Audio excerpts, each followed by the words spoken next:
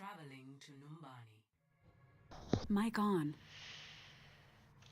And we have Numbani online for Frost versus Centurion.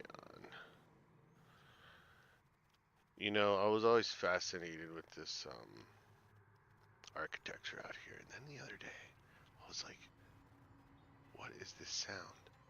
This thing makes a sound. This antenna. Listen.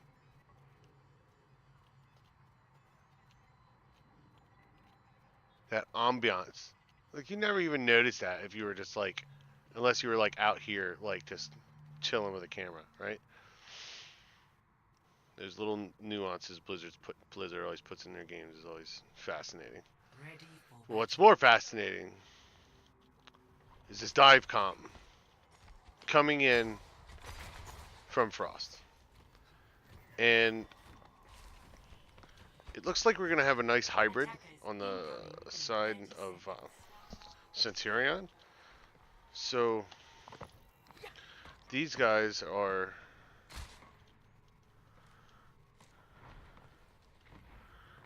going to be kind of bunkering up top here.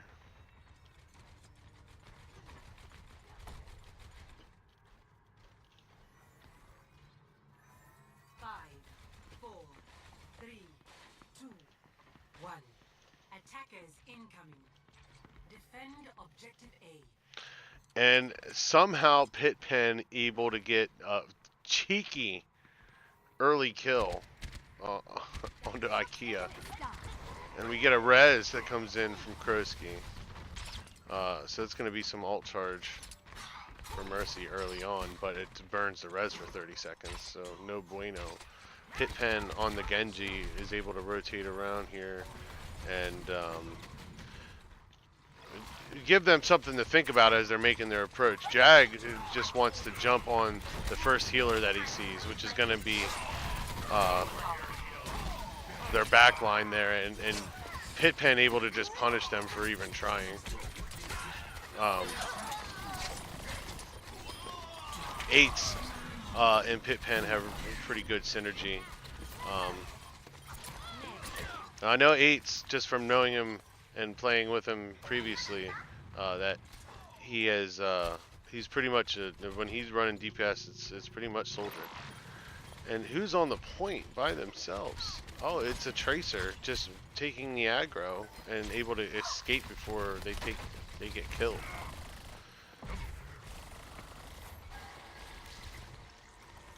So they're just kind of trying to find a way in here.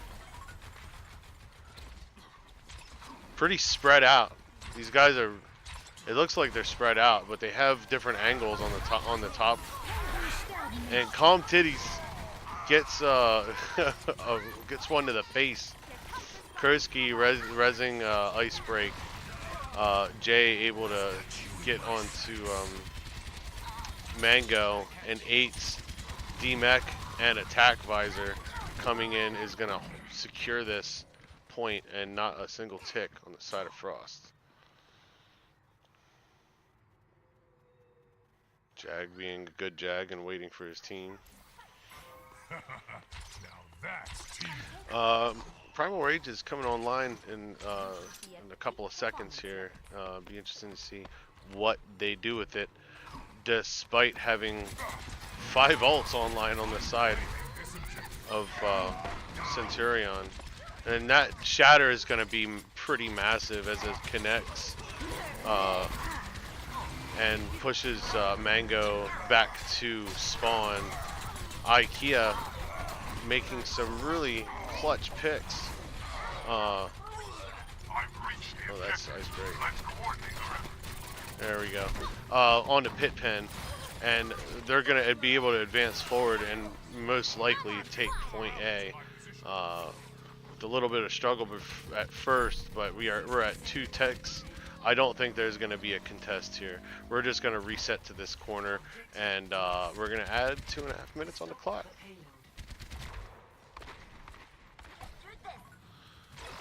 So we're just playing the corner game now. We're resetting the team's position, and we have a McCree swap from Pitpen, and IKEA switching on to the Widowmaker.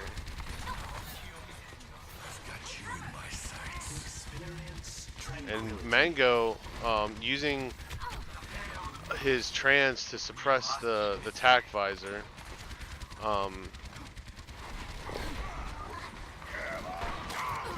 and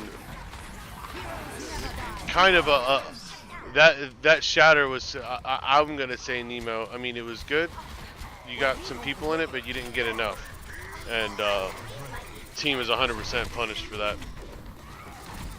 Jag able to clean up these kills.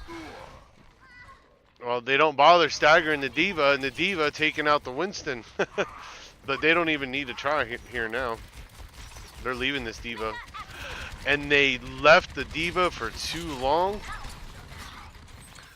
Jay able to get the mech back. And it's the payload's still moving though. Slow as she goes, 2 on the cart. And that's just fine for Frost. Frost is okay with making a bunch of space in the front. And Nemo, wow, big fat Shaddy.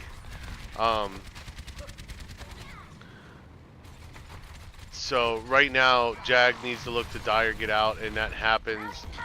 And you know, now what's going to be tough for Frost is going to be getting back to the cart, because that late stagger there on the D.Va as well is going to burn some time off the clock. Akia's got to be careful going this far, although does get a pick on the pit pen out of position.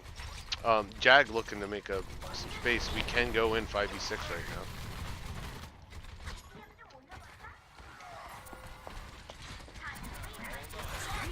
And we got a, yep, that's a good trans. Mercy can come out and fight in this trans. Makes a nice hop onto the dirt on the Dawnbreaker. I should expect some supports more. Little purple only gets Ice Break, and Ice Break actually able to dash right through that Rhine. And Frost is going to be capping here.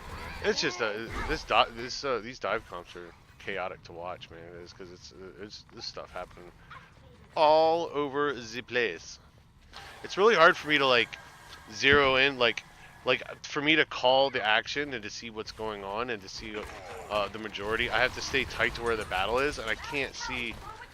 If I try to spectate somebody, sometimes I tunnel in on them. I need to get better at it. And the block coming in from the bomb, but leaves the barrier very low. Unfortunate that we have this big stagger going on right now, because those kills did come online for Nemo, but Frost able to just keep pushing W. Jay is contesting out of mech,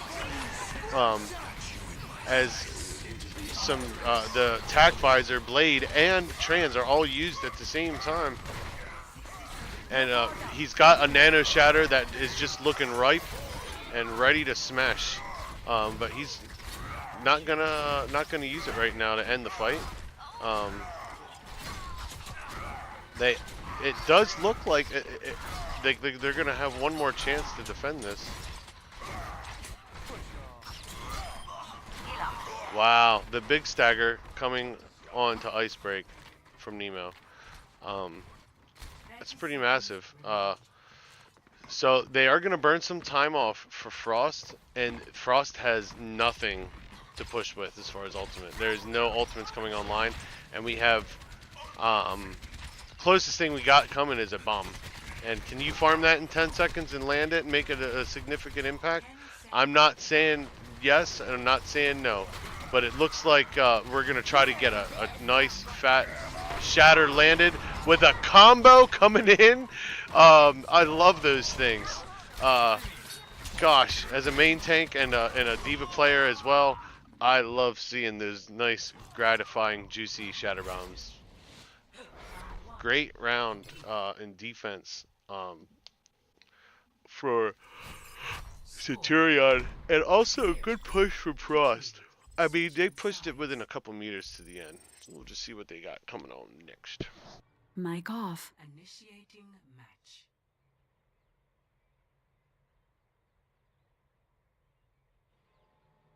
Mic on. What was kind of surprising for me was how many times they were able to um, each team was really good at staggering people at the end of team fights, and catching people out of position on their way to regrouping or trying to stay alive or whatever they were doing. I noticed quite a few of the instances of that.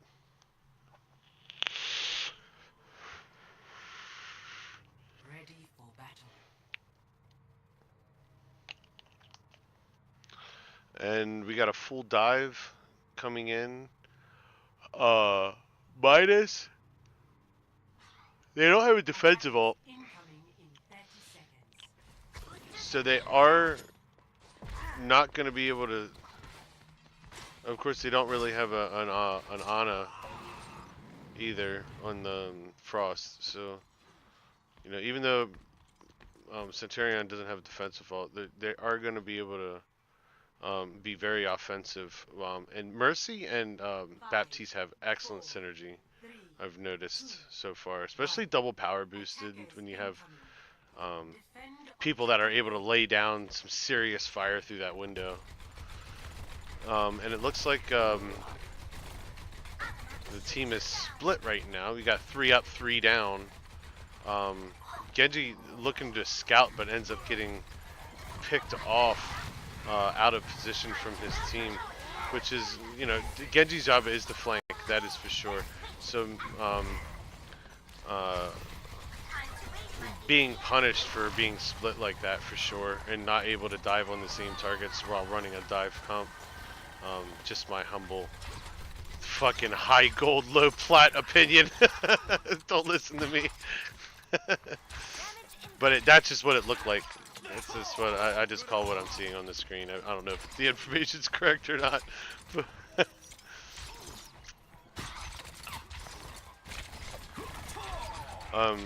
now, right now we have IKEA just kind of harassing their backline as they make their rotations. If you see right now, she's just trying to focus on getting that frisbee. Jag able to finalize the kill onto the frisbee, and the bomb comes in from Dawnbreaker, doesn't catch anybody, and Brian just doing his best to try to stay in the correct position here, and just avoiding all kinds of damage.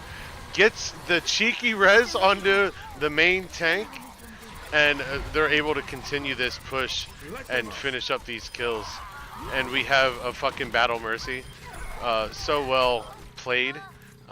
Good job, Centurion.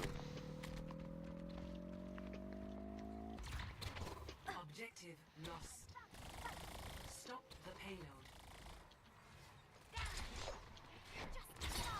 Now, does Tracer make it back? Does IKEA make it back? They do.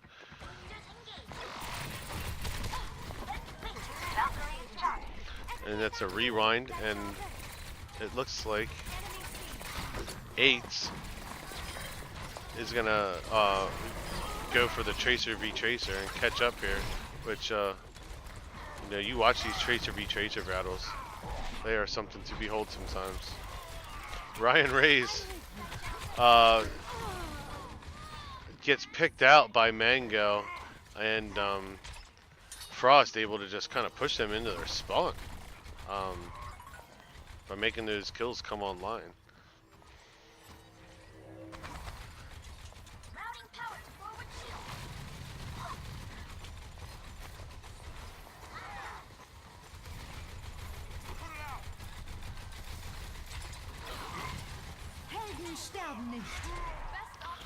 Pitpen and 8's just able to get on these targets and cause such a disruption. That's going to zone the cart and pick out Nemo.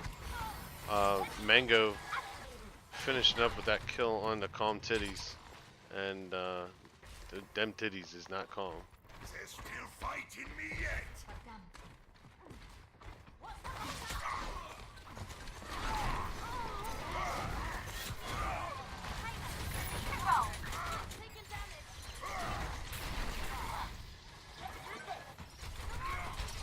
Nemo just kind of waiting for that perfect time to shatter.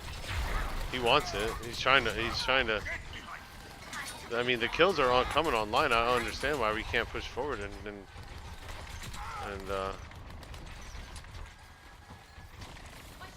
oh, they are being forced back into their spawn. I mean, they're just.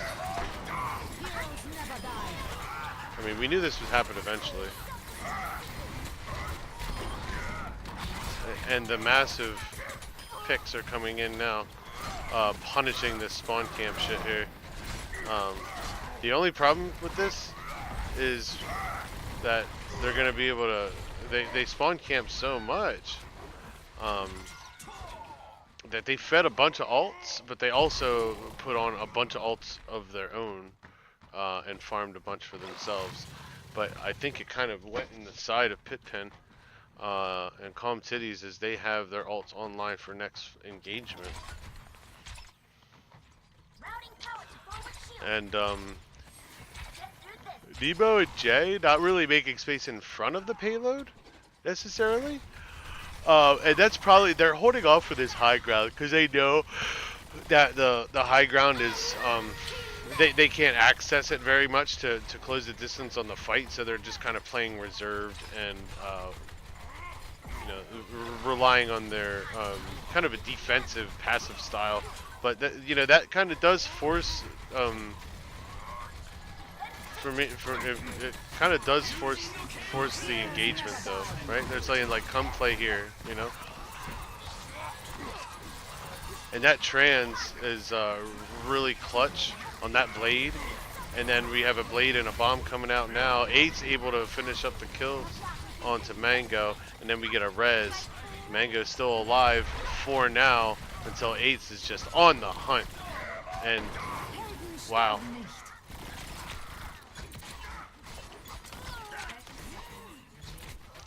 And now we're just feeding at this point. Fight's over. Give it to him.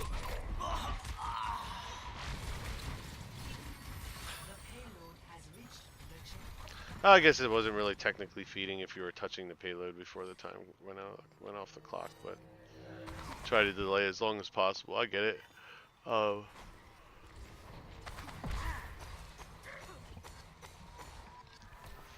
Yeah, it seems like they're just saying like, come fight on the cart here, you know, like they're forcing them into these situations. Frost is just like ending up being out of position a lot. So because of the dive comp too, not having that Lucio as opposed to the Zen that they have now. So like when their tanks dive forward, there's nothing stopping that Zen from being picked off by the Tracer. And Ryan Ray's making a huge plays on the heels tonight. I mean, just pocketing the crap out of Mango.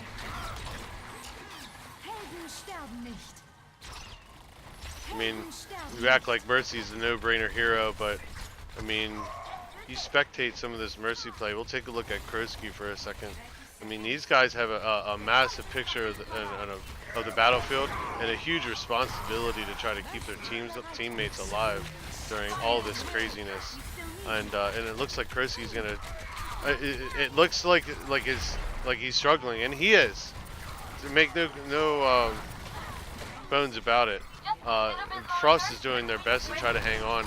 Mango actually able to pick up some kill himself on the baby diva. Calm Titties onto Mango, and this is going to be a really hard contest here. These guys are going to keep trickling out a point, but Pit-Pen able to just secure some kills with the blade. That shatter ain't saving anybody, buddy. Man, really nice try from Frost. It's not quite over yet, but there it is anyway. You know, one brig isn't gonna really last too long, but we try, right? We always try. Good round.